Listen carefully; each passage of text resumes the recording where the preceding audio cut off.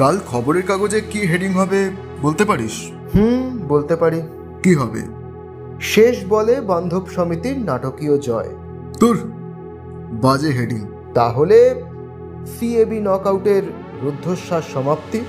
আরও বাজে।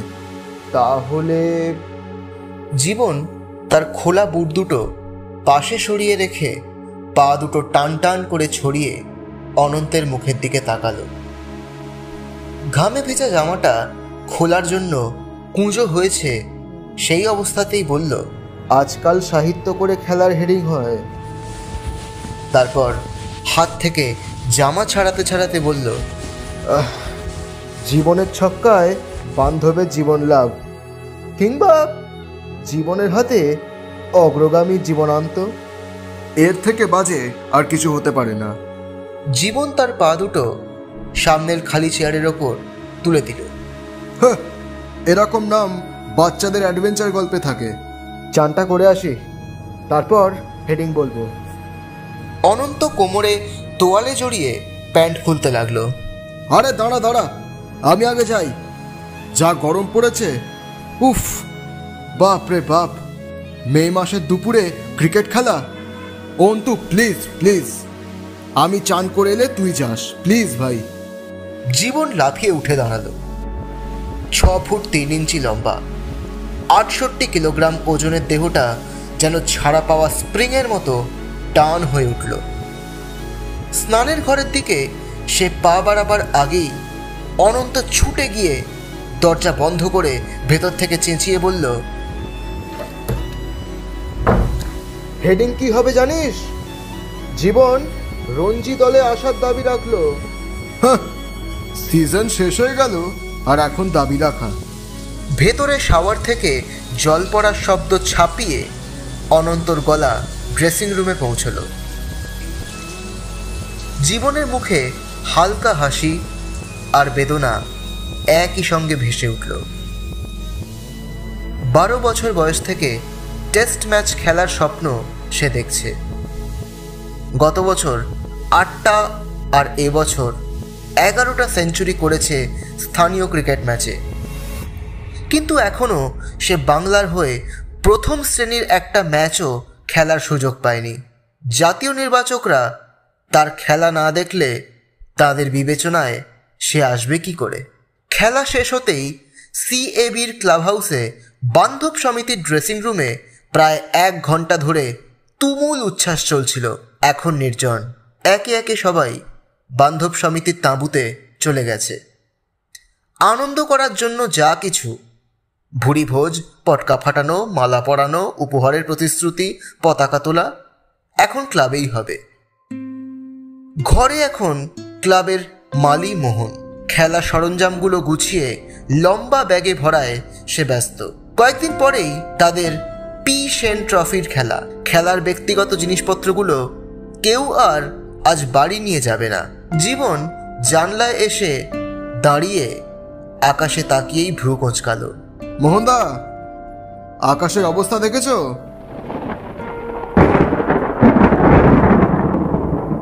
পশ্চিমে গঙ্গার ওপারে কালো মেঘ ঘনিয়ে উঠেছে।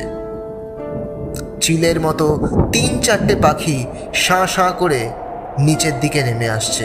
বাতাস থমথমে। মেঘ যেন পূবের দিকেই তাকিয়ে আসছে। গত 3-4 দিন গুমোট ভ্যাপসা ছিল। কলকাতার মানুষ বারবার আকাশের দিকে তাকিয়ে বৃষ্টি প্রার্থনা করছিল।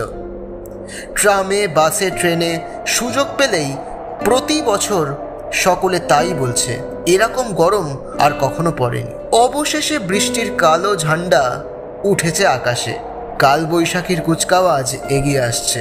জীবন ড্রেসিং রুম থেকে বেরিয়ে প্রেসিডেন্টস এনক্লোজারে এসে দাঁড়ানো মাত্রই ঠান্ডা হাওয়ার প্রথম ঝলকটা মুখে লাগলো। আপনা থেকেই তার মুখ দিয়ে বেরিয়ে এলো স্বস্তির শব্দ। আজ শেষ বলে 6 মেরে 1 উইকেটে তার ক্লাব বান্ধব সমিতিকে জিতিয়ে দেবার সময়ও ঠিক এই রকমই একটা আওয়াজ তার মুখ থেকে ছিটকে বেরিয়েছিল। সেটা ছিল প্রচণ্ড টেনশন থেকে মুক্তি পাওয়ার স্বস্তি। তার আগের ওভারেই সে সেঞ্চুরিটা পূর্ণ করেছিল। আজ গরম কত ডিগ্রি কে জানে। জীবন চোখ বন্ধ করে মুখটা ঠান্ডা বাতাসের স্রোতে রেখে দিয়ে আন্দাজ করার চেষ্টা করল। গতকাল ছিল 39°C। সেমিফাইনালে অগ্রগামীর কাছেই 7 উইকেটে হারের বদলাটা নেওয়া দরকার। সে থেমে গেছিল। থেমে যাওয়ার কারণ অন্তুর একটা কথা মনে পড়ায়। রান আউট হয়ে ফিরে গিয়েই ব্যাটটা ছুঁড়ে ফেলে দিয়ে সে চেঁচিয়ে উঠেছিল, জোচ্চুরি জোচ্চুরি! নিজের 6 ইঞ্চি ভেতরে ব্যাট ফেলার 3-4 সেকেন্ড পর বলটা উইকেটে লাগলো গিয়ে। তখন অন্তু দুটো হাত তার দুকাঁধে রেখে বলেছিল, আউট হয়ে কখনো অভিযোগ করিসনি। মাথার ওপর ঈশ্বর আছেন, আম্পায়ার ভুল করতেই পারেন। তিনি তো মানুষ। উপরের ওই লোকটা মানুষের ভুল শুধরে দেন। কদিন পরে এদের সঙ্গেই তো নকআউট ফাইনাল। উনি যদি তোর দুঃখের কারণটা বুঝে থাকেন তাহলে তোকে দেখবেন, কিন্তু কখনো আর কমপ্লেন করিসনি, তাহলে টেস্ট খেলার মতো লেভেলে যেতে পারবি না। জীবন এখন ক্লাব হাউস থেকে মাঠ আর বিশাল স্ট্যান্ডের শূন্যতার দিকে তাকিয়ে মৃদু হাসল। উপরের ওই লোকটাকে ধন্যবাদ আর কৃতজ্ঞতা জানাতে আকাশের দিকে মুখ তুলল। ঘন মেঘ দ্রুত ধেয়ে আসছে, চারিদিকে অন্ধকারের ছায়া ঘিরে ধরছে। গাছের মাথা পাগলের মতো দুলছে, পাখিরা ডানা ঝাপটাতে ঝাপটাতে হাওয়ায় ভেসে যাচ্ছে। জীবনের বুকটা কেঁপে উঠল অজানা ভয়ে। আচ্ছা, ঈশ্বর কি এভাবেই দেখা দেন? বুকের কাছে দুহাত জড়ো করে নমস্কারের ভঙ্গিতে সে দাঁড়িয়ে রইল। কিরে, কতবার ডাকলুম? ম্যাচ জিতিয়েছিস বলে কি প্রশংসা ছাড়া আর কিছু কানে ঢোকাবি না? এতক্ষণ ধরে তো পিঠ চাপড়ানি খেলি।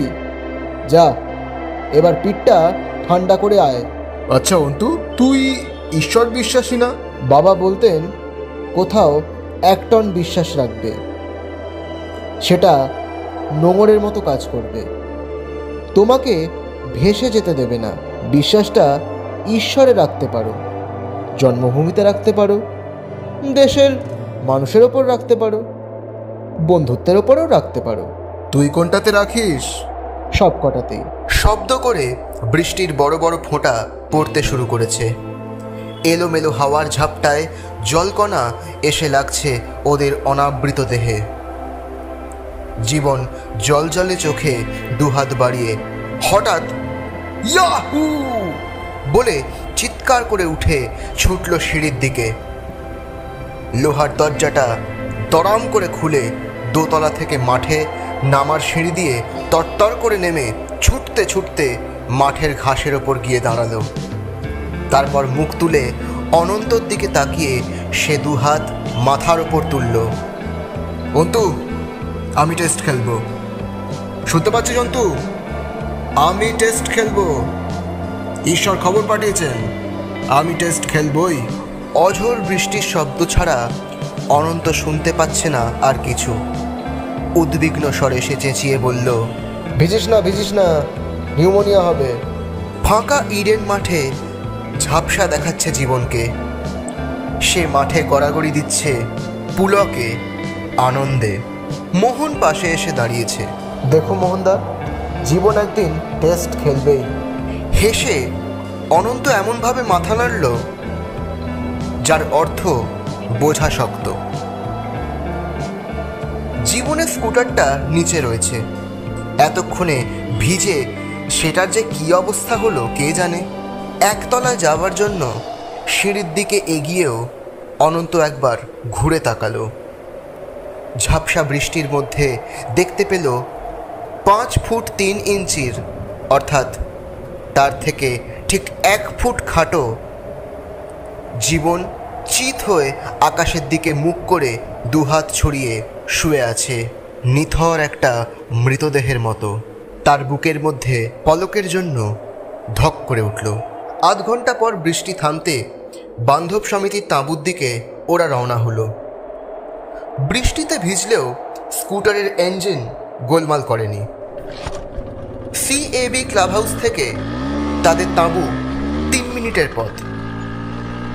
জীবন আকাশবাণীর সামনের গোলাকার ভূখণ্ডটি খুব জোরের ওপর কাত হয়ে শুয়ে পড়ল। পিছনে বসা অনন্ত তার কাঁধটা খামচে ধরে বলল, আরে আরে, অত স্পিডের ওপর টার্ন করিসনি, বৃষ্টিতে রাস্তা পেছল হয়ে আছে। জীবন জবাব দিল না, স্পিডও কমালো না। অনন্ত আর কিছু বলল না। জীবন এভাবেই চলে সব ব্যাপারেই। সেটা ওর ব্যাটিংয়ের মধ্যেও ফুটে ওঠে। ঝুঁকি নিয়ে অদ্ভুত সব শট নেয় যা বিশুদ্ধবাদীদের ভ্রু তুলে দেয়। অথচ জীবন ঝুড়ি ঝুড়ি রান পায়, সেঞ্চুরি পায়। অনন্ত একবার বলেছিল, শুনছিস তো তোর সম্পর্কে কি বলা হচ্ছে? তোর বিগ ম্যাচ টেম্পারামেন্ট নেই। জীবন অবাক হবার ভান করে বলেছিল, বিগ ম্যাচটা খেললাম কোথায় যে আমার টেম্পারামেন্ট মাপা হয়ে গেল? ব্যাটসম্যানের কাজটা কি মাঠে নেমে টেম্পারামেন্ট দেখানো, না রান তোলার কাজ করা? ব্যাটিংটাকে আমি সহজ সরলভাবে বুঝি, মারার বল পেলেই মারো, যেটা মারতে পারবে না সেটা ছেড়ে দাও বা আটকাও। টেম্পারামেন্টওয়ালারা এই শেষের কাজ দুটোয় খুব ভালো, প্রথমটায় কুঁকড়ে থাকে, ফলে জেতার ম্যাচ হারি আর হারার ম্যাচ বাঁচায়। হ্যাঁ, আমি হারার বা ড্র করার চিন্তা নিয়ে খেলার মাঠে আসি না। আজ জীবনই ম্যাচটা জিতিয়েছে। ৬৭ বলে সেঞ্চুরি শুধু নয়, সমিতির ইনিংস একসময় ৭ উইকেটে ছিল ৫১। সেখান থেকে ১৭২ টেনে নিয়ে গেছে জীবন। তাঁবুতে তখন হই হুল্লোড় ঝিমিয়ে এসেছে। ওদের দুজনকে দেখে আবার সেটা জেগে উঠল। অনন্ত ৩১ রানে একটি উইকেট পেয়েছে, একটি রান আউট হয়েছে মিড উইকেট থেকে তার ছোড়া বলে। তার পিঠে একটা দুটো আলতো চাপড় ছাড়া আর কিছুই জুটল না। সেজন্য অবশ্য অনন্ত কিছু মনে করল না। আজ সবাইকে ছাপিয়ে একজনই নায়ক। ক্রিকেট সেক্রেটারি বাদল দে তার দামি ঘড়িটা হাত থেকে খুলে জীবনের ডান হাতে পরিয়ে দিল। আরে আরে আরে বাদলদা, আমার যে হাতে ঘড়ি রয়েছে, আর একটা দিয়ে কি করব? দু হাতে দুটো পড়বি। পাকিস্তানে গাভাস্কার একটা টেস্টে 2 সেঞ্চুরি করায় ম্যানেজার গায়কোয়াড় তার ঘড়িটা উপহার দিয়েছিলেন, আমিও তোকে দিলুম। উজ্জ্বল মুখে বাদল দে থুতনি তুলে চারপাশে তাকালো। এইবারই প্রথম ক্রিকেট সেক্রেটারির হয়ে একটা ট্রফি জেতা মানে সে লাকি সেক্রেটারি। সবার চোখ তাকে বাহবা দিচ্ছে, প্রশংসার মৃদু গুঞ্জন উঠল।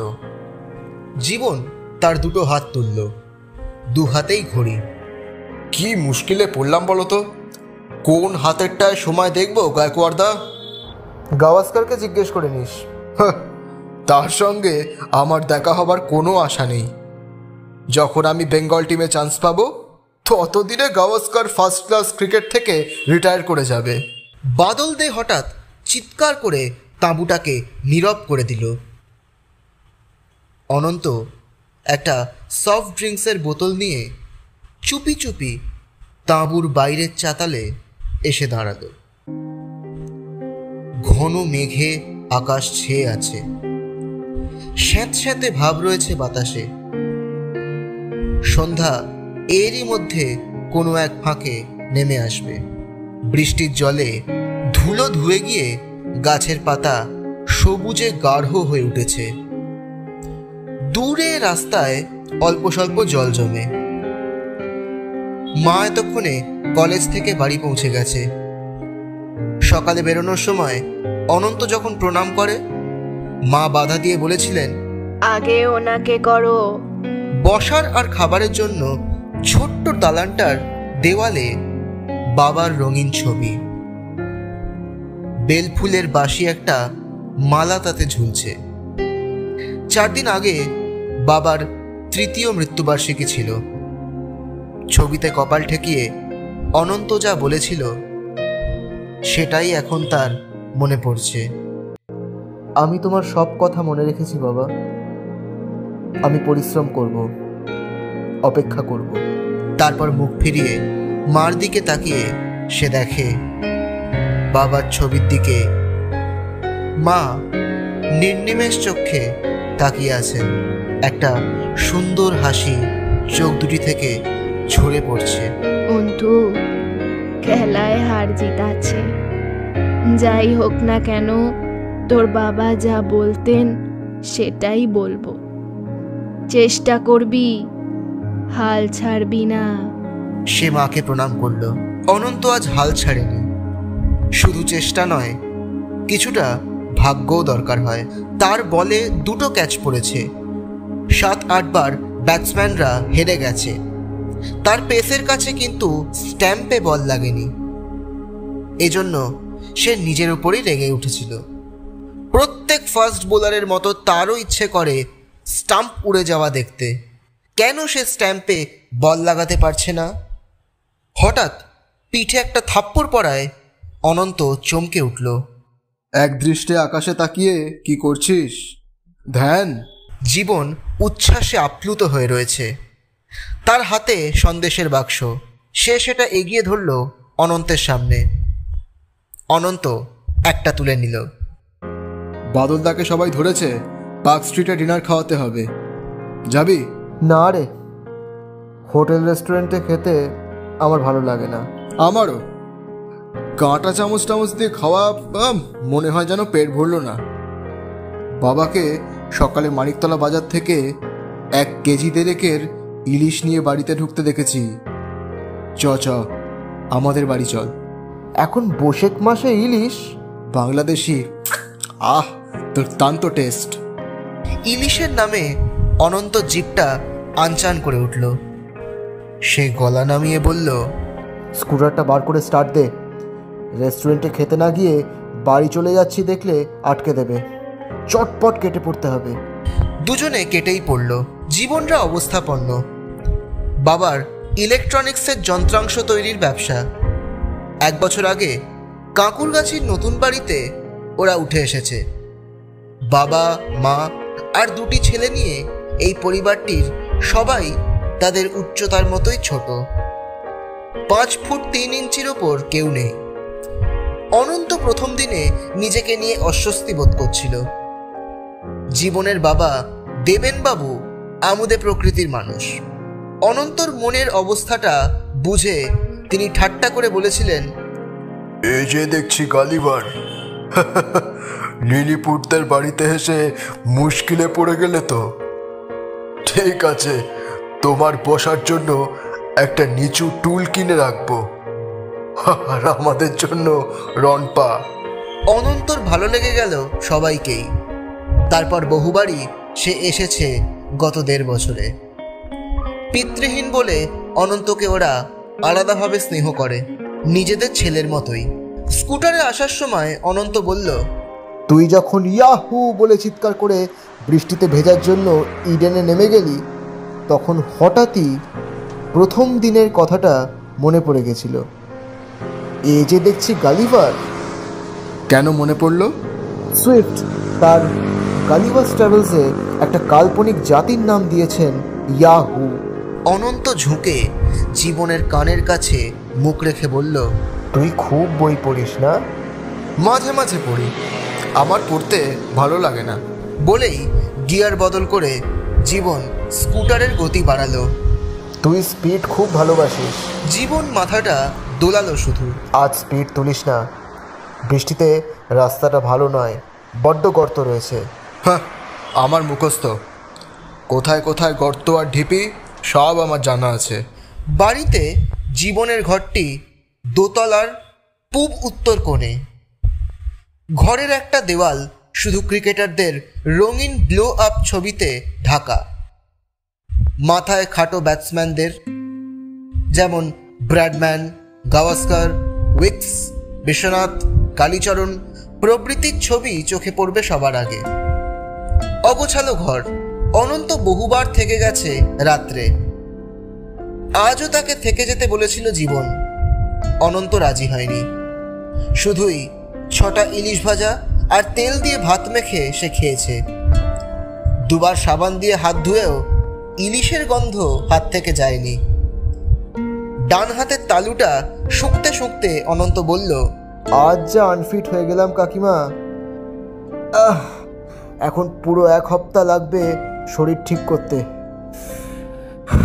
সামনেই আর একটা টুর্নামেন্ট রয়েছে। বলি, এই কটা ভাত খেয়েই শরীর বসে যায় যদি, তাহলে বাপু খেলাধুলা করার দরকার নেই। তোমাদের যত রাগ এই ভাতের উপর, খেলেই নাকি শরীর আনফিট হয়ে যাবে। অনন্ত মিটমিটিয়ে হাসতে থাকলো। আগে সে রাতে রুটি খেত, মাস 6 হলো দুবেলাই রুটি খাচ্ছে। কিন্তু কাকিমার দৃঢ় বিশ্বাস ছিপছিপে লম্বা ছেলেটা তার ধারণায় দুর্বল আর রুগ্ন, শুধু পেট ভরে ভাত না খাওয়ার জন্যই। তিনি হাতা হাতা ভাত থালায় ঢালবেনই, আর অনন্ত দুহাত মাথায় ঠেকিয়ে বলবে, আরে না না না, আনফিট হব। এই বলে করুণ স্বরে ডাক ছাড়বে। আজও তাই হলো। তবে একটা কথা অনন্ত যোগ করলো, পার্ক স্ট্রিটের রেস্টুরেন্টের থেকে অনেক তৃপ্তি করে খেলাম, তাই না রে? বাদলদার দেওয়া ঘড়িটা ডান হাতে পড়তে পড়তে জীবন বলল, বাঙালির কাছে মাছ ভাতের থেকে সেরা খাদ্য পৃথিবীতে আর আছে কিছু? জীবন ঘড়িতে সময় দেখে বলল, চ, তোকে স্টেশনে পৌঁছে দিয়ে আসি। গেট থেকে স্কুটার বার করার সময় জীবন বলল, ফাঁসির খাওয়া খেয়েছি, ওফ, পেট একেবারে ব্যথা করছে। তাহলে তুই পেছনে বস, আমি চালাই। জীবন বিনা প্রতিবাদে পেছনে বসলো। স্টার্ট দিয়ে ক্লাচ ছাড়তেই ঝাঁকুনি দিয়ে স্কুটারটা এগোলো। অনন্তর হাত কেঁপে টলমলো করে উঠল। সে থামিয়ে দিল ইঞ্জিন। রেগুলার চালানোর অভ্যেস নেই। অপ্রতিভ হয়ে অনন্ত বলল, না চালালে অভ্যেস হবে কি করে? চালা এখন। কতবার বললুম তোকে একটা কিনে ফেল। অনন্ত আবার স্টার্ট দিয়ে সন্তর্পণে ক্লাচ ছাড়ল। মসৃণভাবে স্কুটার যাত্রা শুরু করলো। মা রাজে না, 2 হুইলারে মার ভীষণ ভয়। কলকাতার রাস্তার যা দশা, এসব গাড়ি চালানো উচিত নয়। অত ভয় করলে তুই কোনোদিনও ফাস্ট বোলার হতে পারবি না। আমিও কোনোদিন ফাস্ট বোলিং ফেস করতে পারবো না। অনন্ত জবাব না দিয়ে রাস্তার দিকে চোখ ও মন নিবদ্ধ রাখল।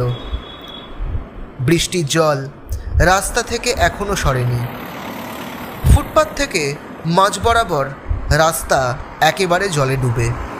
শুধু মাঝখানটায় কালো শিরদাঁড়ার মতো রাস্তার পিঠটুকু জেগে রয়েছে। অনন্ত মন্থর গতিতে মাঝখান দিয়ে স্কুটার নিয়ে চলল। রাস্তার আলোয় তেজ নেই, দোকানপাট বন্ধ, অন্ধকার লাগছে দুধারটা। অন্যান্য গাড়ির হেডলাইটের আলোয় মাঝে মাঝে রাস্তা আলোকিত হচ্ছে। সামনে থেকে আসা গাড়ির আলোয় চোখ ধাঁধিয়ে যায়। তখন সে বাঁ ধারে সরিয়ে নেয় স্কুটার। দ্রুত ধাবমান গাড়ি পেছনে এসে হর্ন বাজিয়ে পথ ছাড়তে বলে। অনন্ত তাড়াতাড়ি ফুটপাতের দিকে সরে আসে। জোরে চালা, জোরে চালা। আরে পথ ছাড়ছিস কেন? বড় গাড়িকে সবসময় পথ ছেড়ে দেওয়াই নিয়ম। আরে রাখ তোর নিয়ম। আমাদের গাড়িটা কি গাড়ি নয়? ফেল না। ট্রাকটা প্রায় ধাক্কা দেবার মতো দূরত্বে এসে গেছে। জীবনের পিঠের থেকে হাত 3 পেছনে। ড্রাইভারের পাশের খালাসিটা মুখ বার করে চিৎকার করছে।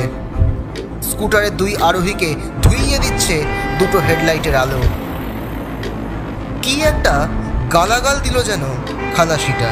থামা তো, থামা। ব্যাটাকে টেনে নামিয়ে পেটাবো। অন্তু থামা। না, আরে বলছি থামা। পেছন থেকে হাত বাড়িয়ে সে হ্যান্ডেল ধরা অনন্তর ডান হাতটায় টান দিল। টলে উঠল স্কুটারটা। বাঁ দিকে চাকার মুখটা ঘুরে গিয়েই জলে ঢাকা একটা গর্তে পড়ল।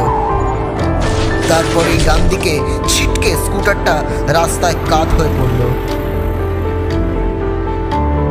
ট্রাকটার ব্রেক কষার কর্কশ আর্তনাদ অনন্ত শুনতে পেল। ফুটপাতের দিকে চিত হয়ে সে পড়েছে জলের ওপর। একটা পাতা ভরা গাছ, ডালপালার ফাঁক দিয়ে অন্ধকার আকাশ সে দেখতে পাচ্ছে।